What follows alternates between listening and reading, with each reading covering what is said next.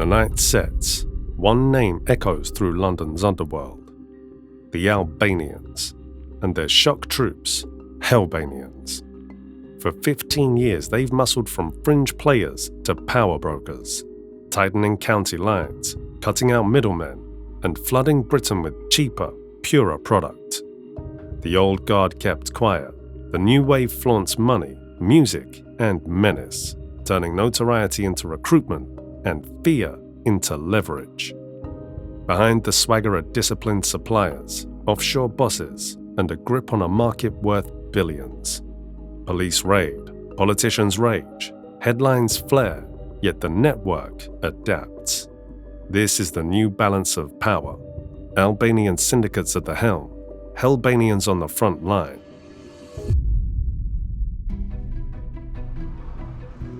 On the Gascoigne estate in Barking, undisputed territory of the Hellbanians, outsiders are unwelcome. The normal rules of London life don't seem to apply. Here the streets belong to a new breed of gangland power. Albanian gangsters have seized control of these blocks and beyond. For the past 15 years or more, Albanian crime networks have been steadily tightening their grip on the UK underworld. They learned from established masters of the drug trade, slowly evolving from peripheral smugglers into sought-after wholesale suppliers. Interestingly, they have often avoided the kind of reckless violence that typically draws attention. Instead, they have focused on building strong alliances and a reputation for reliability. According to the UK's National Crime Agency, these Albanian organisations now control a large share of the cocaine market in Britain, an enterprise worth roughly £5 to £6 billion a year by Home Office estimates. Law enforcement officials say the Albanians' influence is consolidating power within the UK criminal underworld, on their way to what could become near total control of the cocaine trade. One way they tightened their grip was by exploiting and expanding the UK's county lines drug distribution networks. These are the tentacles that carry drugs from big cities out to smaller towns and rural areas. Albanian gangs were not the only ones to use county lines, but they've been among the most aggressive in expanding them. In a single nationwide crackdown in October 2021, police arrested 1,468 suspects involved in county lines operations. They seized more than £2 million worth of drugs and cash and confiscated 49 firearms in those raids. Yet that barely made a dent. Organised crime is estimated to cost the UK £37 billion each year, a figure that does not even include the underworld profits laundered into the legitimate economy. The Albanian Maffia is now a major player in this landscape, and everyone from local police to parliament is taking notice. The story of the Albanian Mafia's rise in Britain starts with a wave of migration and upheaval decades ago. In the late 1990s, the Kosovo War displaced more than 1 million people, many of whom fled into Europe. Thousands of ethnic Albanians and Kosovans arrived on British shores, seeking asylum. Amid this refugee influx were certain enterprising individuals who saw opportunity. According to British investigators, some Albanian nationals claimed to be Kosovars to get refugee status and a foothold in the UK. They formed the nucleus of what would become an Albanian expatriate community, not only in Britain, but also in places like Switzerland and Scandinavia. By 2019, official estimates suggested about 47,000 Albanians and 29,000 Kosovars resided in the UK. And that might be conservative, since in 2020 alone, more than 3,000 Albanians applied for asylum in Britain, hinting at a much larger presence when undocumented migrants are considered. From these communities, the crime bosses began to recruit. Tony Saggers, former head of the National Crime Agency's drug unit, explains that tight-knit Albanian-speaking satellite communities grew on Britain's margins, mirroring those established elsewhere after the Balkan conflicts. Saggers, who spent decades analyzing global narco-trafficking, says the Albanian gang leaders specifically targeted newly arrived young men who were struggling on society's fringes. A lot of these immigrants were toiling in menial jobs on farms, construction sites, and factory floors, making just enough to survive. For some, the allure of fast cash from the illicit world was hard to resist. Before long, British Albanian gangs had fresh recruits eager to prove themselves. Cocaine dealing, Prostitution rings and human trafficking were the illicit businesses that helped the Tirana bosses amass wealth and influence. Sagers sums up their strategy this way. They came with charisma and a clear message. We want to be your cocaine suppliers, but you have to respect us. There was always a friendly tone, he notes, with a threatening undertone just beneath the surface. Unlike some local British gangsters who might start turf wars for quick glory, the Albanians played the long game. They ingratiated themselves with existing crime networks as reliable partners rather than immediate rivals. It is a patience and pragmatism that paid off dramatically in the drug trade. The UK cocaine market is one of the most lucrative in Europe, worth an estimated £30 billion a year in sales. For any organised crime group, controlling a piece of that action is the ultimate prize. A decade ago, a kilogram of cocaine sold wholesale in Britain for about €40,000. By the late 2010s, that price had fallen to under €30,000. This was not because cocaine became less popular, it was due in large part to the Albanian effect.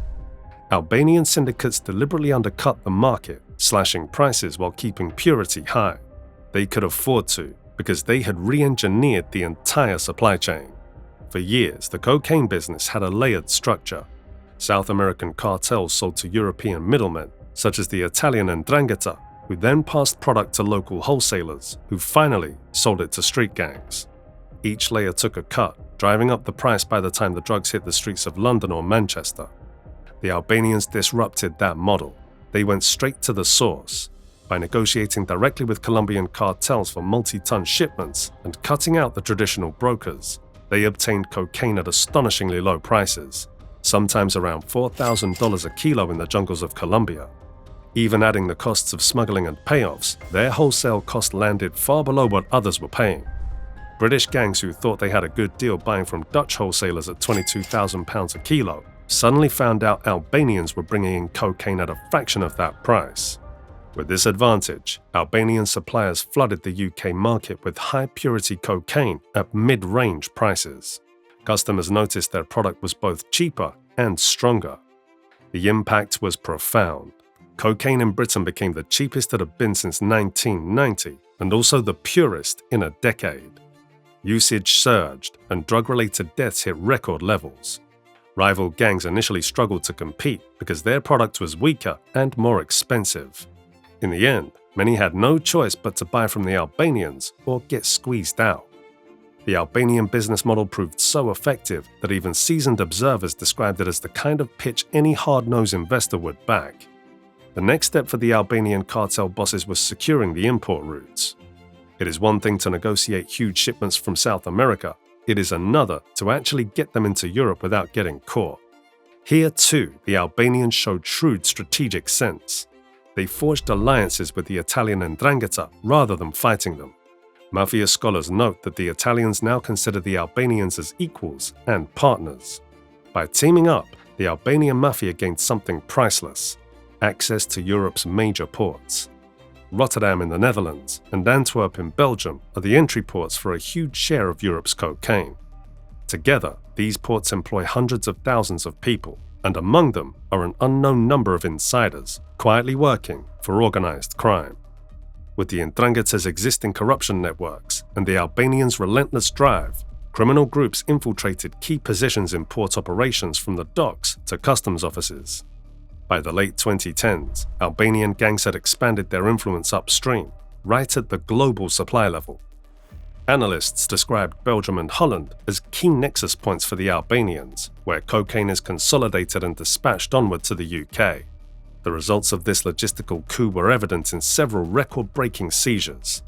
Belgian authorities seized a shipment of more than 37 tons of cocaine moving through Antwerp, a haul worth well over €1 billion on the street. It was the largest cocaine bust in the country's history. Around the same period, Germany intercepted another massive load, hidden in tins of wall putty. That consignment linked to an Albanian-run network would have been worth billions in the UK. These numbers illustrate the scale at which the Albanian mafias operate. They are not nickel-and-dime street gangs. They are transnational narcotics enterprises, handling volumes measured in tens of tons. To get the cocaine from port to customer, the Albanian networks employ every trick in the smuggler's playbook, and have innovated a few of their own. Tony Saggers has investigated countless trafficking schemes over his career, and he points to their ingenuity. Albanians often hide cocaine in shipments of bananas, pineapples, and dried fruit, but also inside metal or wooden objects. Cocaine is a malleable product, easy to conceal, extract, and repackage once it reaches Europe. By bribing port workers and freight company employees, traffickers ensure that containers with hidden drugs slip past inspections. One busted Albanian cartel, known as Compania Bello, revealed two favored methods for stashing cocaine during transit. The first method was nicknamed the system. Traffickers would modify a refrigerated container by creating a compartment beneath the floor or behind a false wall. They would load the cocaine into this hidden space, then weld it shut under layers of legitimate cargo, often frozen fish or fruit. Once the container reached its destination and the legal goods were offloaded, the traffickers who had insider access at the receiving company would quietly retrieve the cocaine from the compartment. The second method, called the dry, was cruder but quicker. The cocaine was hidden amid an ordinary container load, buried in the legal goods without any special compartment. This required less preparation, but depended more on luck and corruption to clear customs. In both cases, having trusted contacts at both the shipping end and receiving end was critical. There is also a bolder tactic, sometimes used when fewer insiders are available, known as the rip-off. Here, smugglers stash the cocaine in gym bags or suitcases placed just inside the container's doors. The container is loaded normally with legitimate cargo, but these bags are tucked in last, right at the front. The idea is that when the ship makes a stop, or while at sea near Europe's coast, someone with access can quickly open the doors, grab the bags, and disappear with the drugs. This can even happen in the chaos of a busy port terminal, if the criminals have collaborators on site. The rip-off method has obvious risks. A diligent inspector opening the container will spot those extra bags immediately. Scanners and sniffer dogs have foiled many such attempts. But the fact that these methods keep being used shows how determined and creative the traffickers are. Even with all these methods, not every shipment escapes law enforcement, but when one operation fails, another adjusts. In August 2019, British authorities caught an old-fashioned smuggling attempt using a sailing yacht. Acting on a tip, Border Force agents intercepted the 15-meter yacht Seat Trevido just off the Welsh coast. Hidden on board was 750 kilograms of cocaine, worth around £60 million, likely loaded in the Caribbean. The two men crewing the boat were British locals from Liverpool, not Albanians.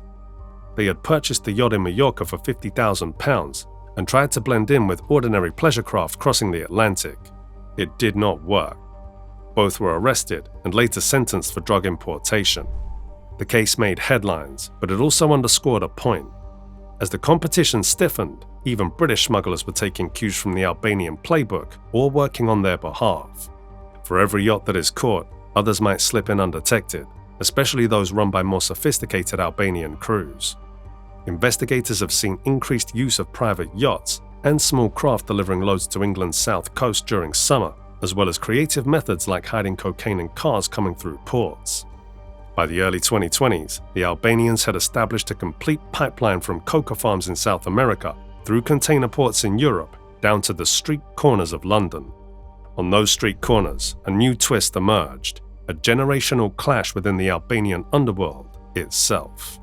The traditional Albanian kingpins are almost invisible.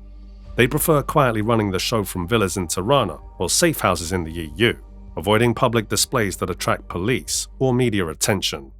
The younger generation grew up in a culture of social media and music videos.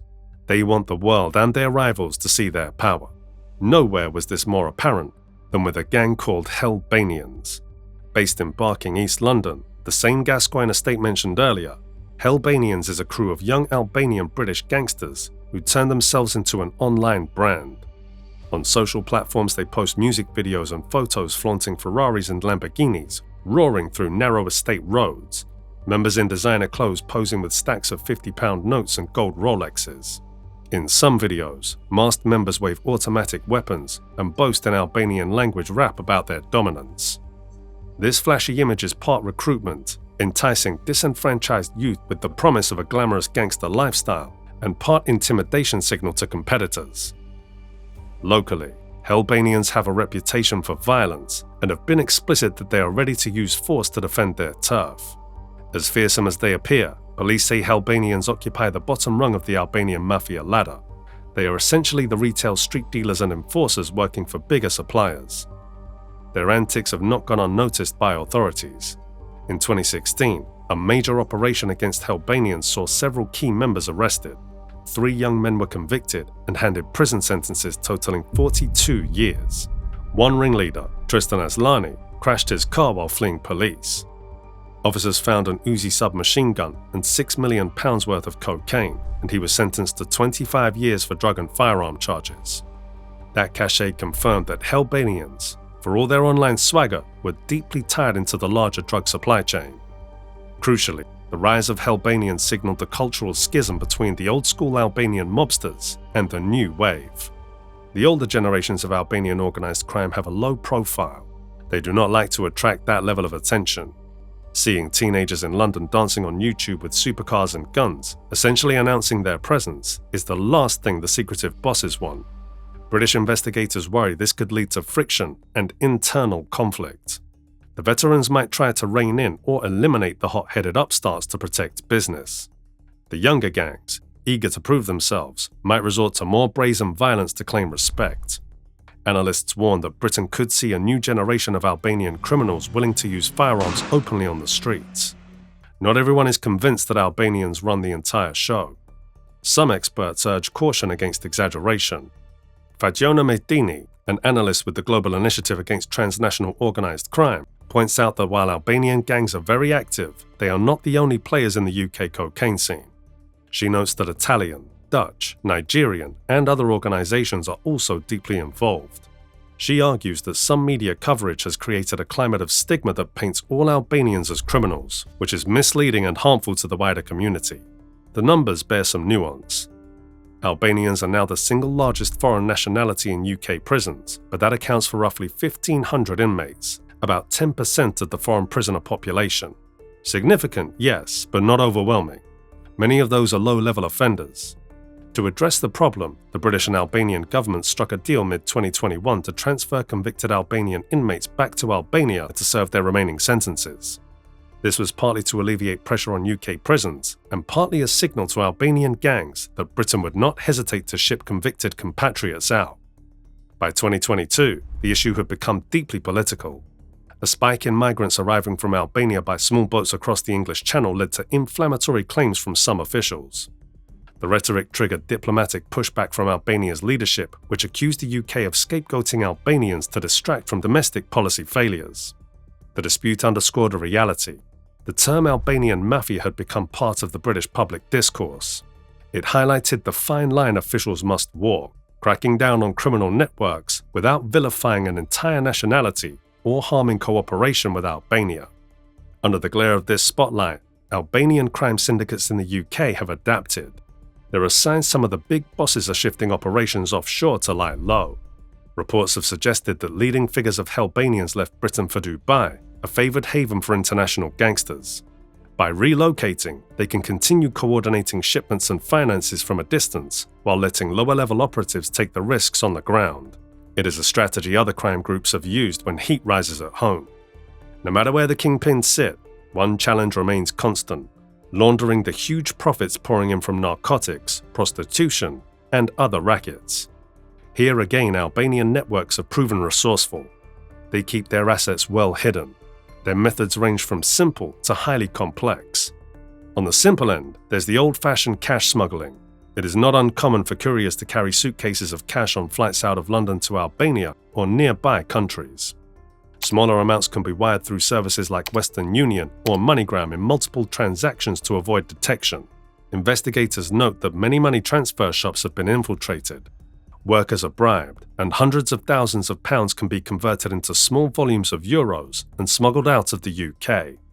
In other words, dirty pounds are turned into euros under the radar, then physically transported to where they are less likely to draw suspicion.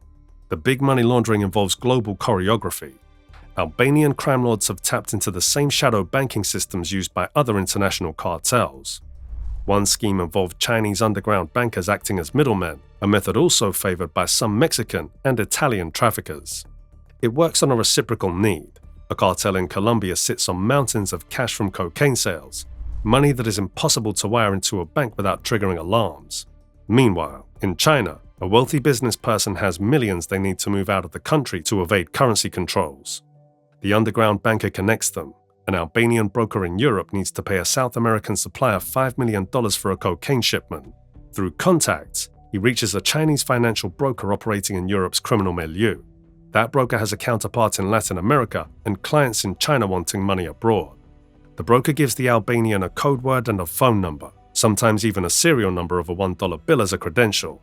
The Albanian's people in London or New York hand over $5 million in cash to the broker's operative after confirming the code and exchanging that dollar bill as a kind of receipt. Instead of physically moving that cash, the Chinese network arranges for an equivalent $5 million, minus a commission, to be delivered to the cocaine cartel in Colombia through clandestine channels. On paper, nothing has moved. No bank transfers link the Albanian buyer to the Colombian seller. The Colombian cartel gets its payment from what essentially is a Chinese fund, and the $5 million collected in London or New York now belongs to the Chinese underground banker.